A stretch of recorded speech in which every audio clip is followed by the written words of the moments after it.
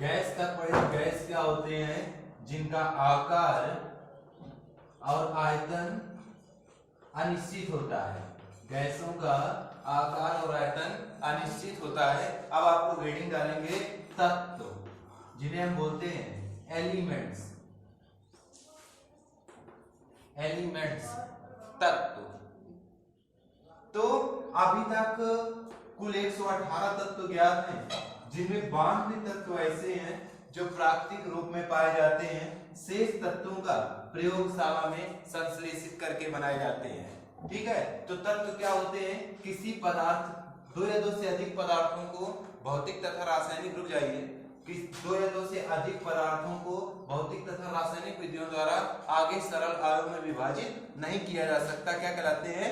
तत्व कहलाते हैं। तत्वों को हम लोग 3 भागों में बांटते हैं, जिन्हें बोलते हैं धातु, अधातु और उपधातु।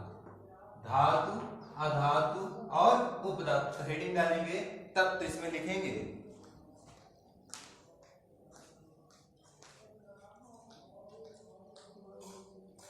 किसी पदार्थ का वह शुद्ध कर, रुक जाओ लिखो, वह शुद्ध द्रव्य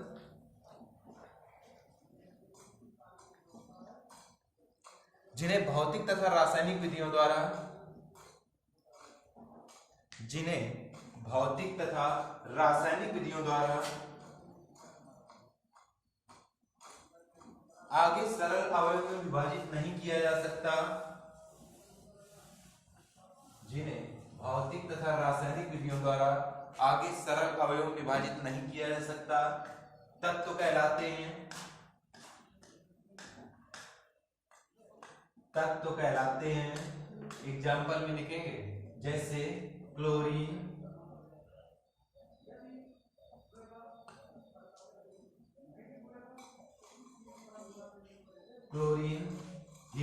हाइड्रोजन, सोडियम आदि।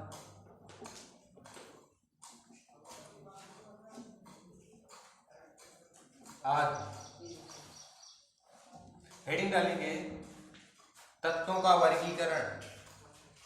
तत्वों का वर्गीकरण। तत्वों का वर्गीकरण। इससे पहले हेडिंग डालेंगे धातु। धातु क्या होते हैं? जो इलेक्ट्रॉन त्याग कर धन आयन बनाने की प्रवृत्ति रखते हैं। जो इलेक्ट्रॉन त्याग कर धन आयन बनाने की प्रवृत्ति रखते हैं, क्या कहलाते हैं? धातु कहलाते हैं। जैसे सोडियम है, ये क्या करेगा? एक इलेक्ट्रॉन त्याग कर धन आयन बना देगा। तो ये सब क्या कहलाएंगे? धातु कहलाते हैं। धातुओं में विद्युत धारा का प्रवाह होता है। क्यों? क्योंकि इनमें मुक्त इलेक्ट्रॉन पाए जाते हैं। क्या पाए जाते हैं? मुक्त इलेक्ट्रॉन। ये ध्यान देना कि जिसमें भी मुक्त इलेक्ट्रॉन पाए जाएंगे उसमें विद्युत धारा का प्रवाह होगा।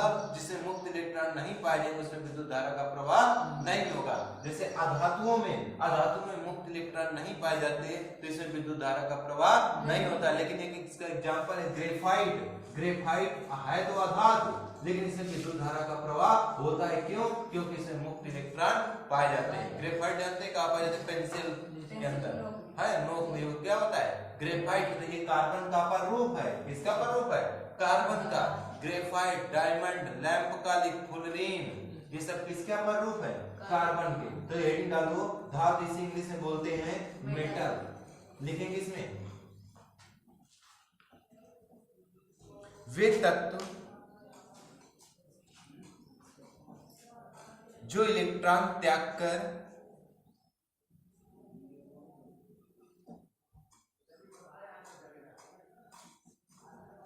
धन आयन बनाने की प्रवृत्ति रखते हैं।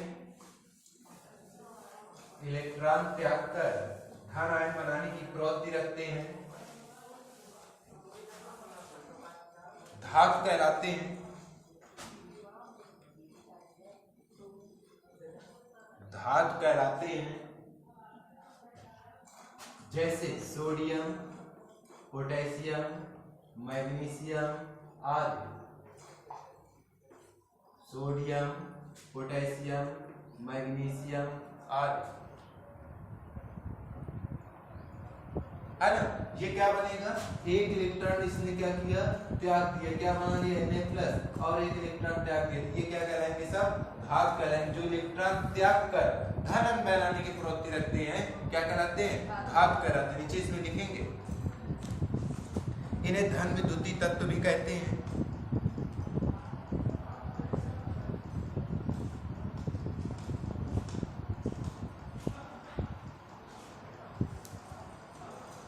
सभी धातुएं ठोस अवस्था में होती हैं, सभी धातुएं ठोस अवस्था में होती हैं।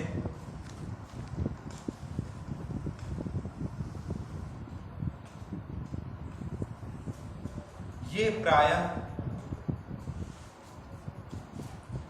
प्रायः ऊष्मा तथा विद्युत की सुचालक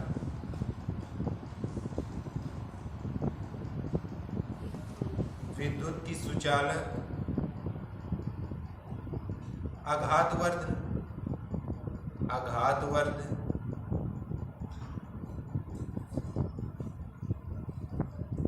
धात्विक चमक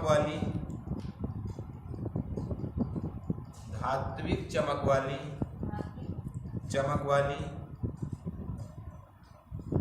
तथा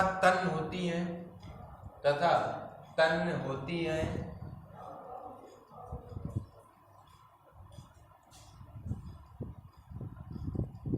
हेडिंग डालो अधातु।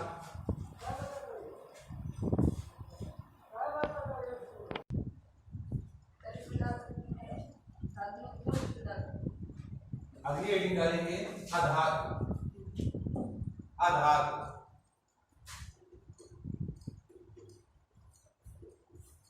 इसमें लिखेंगे अधातु क्या होते हैं जो इलेक्ट्रॉन ग्रहण करके ऋण आयन बनाने की प्रवृत्ति रखते हैं, क्या कहलाते हैं अधातु कहलाते हैं। इसमें लिखेंगे वे तत्व जो सामान्य क्रियाओं में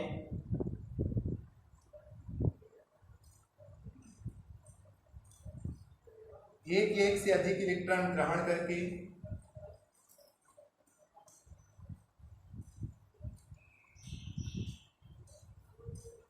ऋण आयन बनाने की प्रवृत्ति रखते हैं,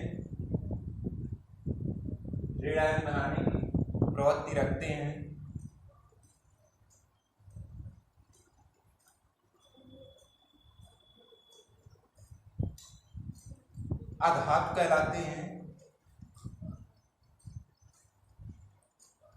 कहलाते हैं। जैसे सल्फर,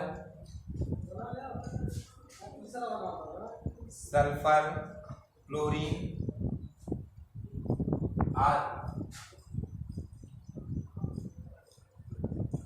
Cl जो इलेक्ट्रॉन ग्रहण करके ऋण आयन बनाने की प्रवृत्ति रखते क्या कहलाते हैं अधातु कहलाते हैं। एग्जाम्पल नोट कर लेंगे।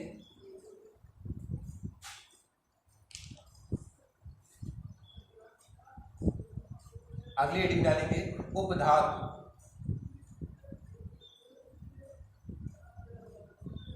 लिखेंगे इसमें वे तत्व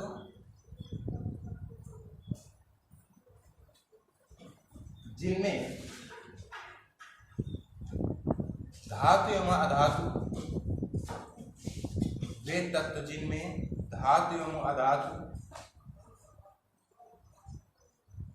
दोनों के रासायनिक गुणधर्म उपस्थित होते हैं,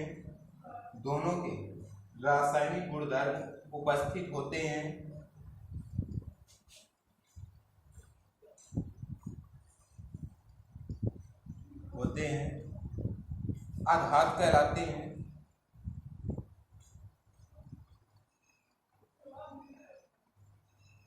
जैसे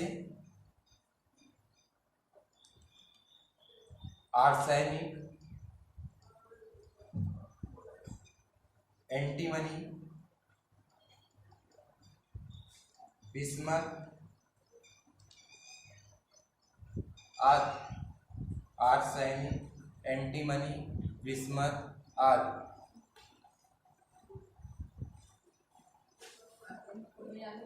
एस वो AR आर्गन हो जाता है।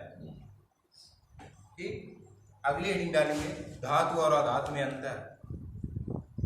धातु और अधातु में अंतर, ये आपको कल करवाया जाएगा। ठीक।